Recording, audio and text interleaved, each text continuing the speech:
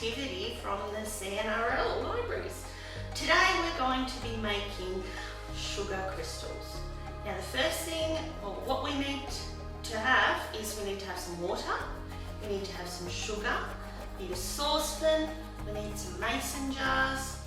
You can use a chopstick or some straws, some string and some food dye. Let's get going. Okay, the first step that we need to use, using a chopstick or a straw and some string, we need to tie a knot from the string so that it hangs up. So like that. Okay, so that it will be able to dangle. I've got one already done here, dangle in our jar. So that's the first step. The second step is we're going to need some sugar. Need a little plate. Grab some sugar. We need a little bit of water because we're going to want to make a sticky solution. It's not much water. And then we're going to grab our string and put it in, make a sticky solution. Okay, we're going to let that set. That can stay in there overnight. So what that's doing is it's making it all loose and it's going to let the sugar just stick onto the string.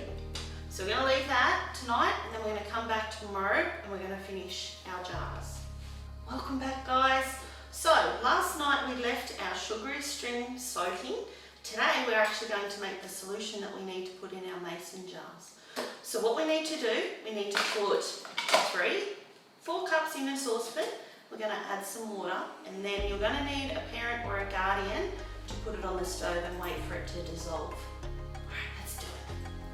So in here I've already put 3 cups of sugar. So we're going to put in our water. I'm going to stir that around a little bit. So we've got to wait for all of the sugar to dissolve. So we're over at the stove. I'm going to put the stove on. Now this might take a little while, okay, but you've got to remember to keep stirring it.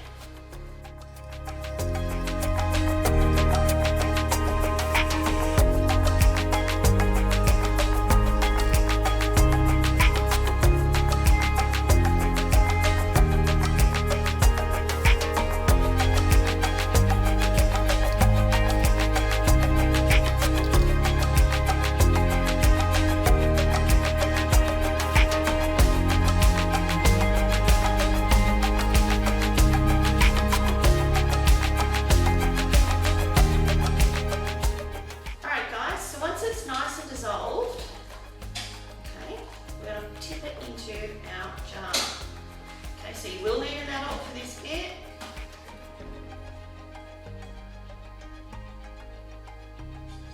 Okay. So as you can see, that fits a big jar.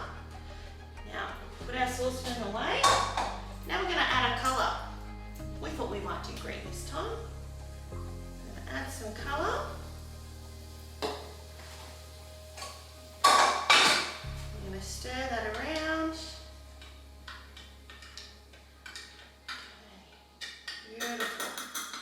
Then we're going to take our string that we had in our solution. We're going to stick it in there. Okay. Now we're going to leave it for about a week.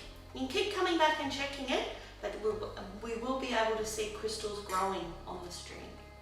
Good luck!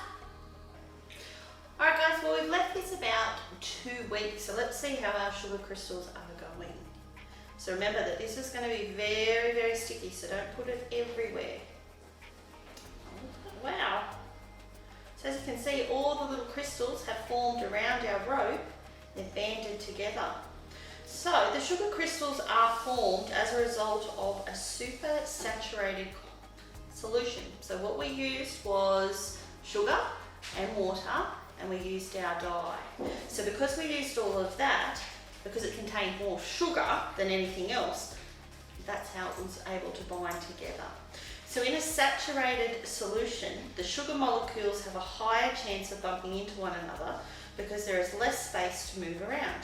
When this happens, the sugar molecules start sticking together. As you can see, It has started to all stick together.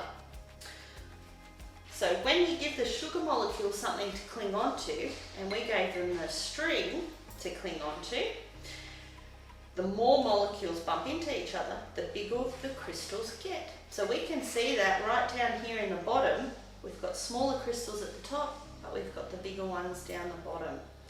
And the more and more, the longer that we leave it in, the more crystals form. Okay, so molecules bind together following orderly and repetitive patterns. So eventually, you're left with our sugar crystal patterns, which you can clearly see when you hold it up into the light.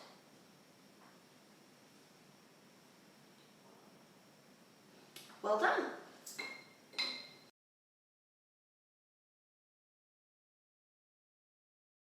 Today we're going to show you how to make microwave lemon slice, a delicious cold treat that's perfect for dessert or afternoon tea.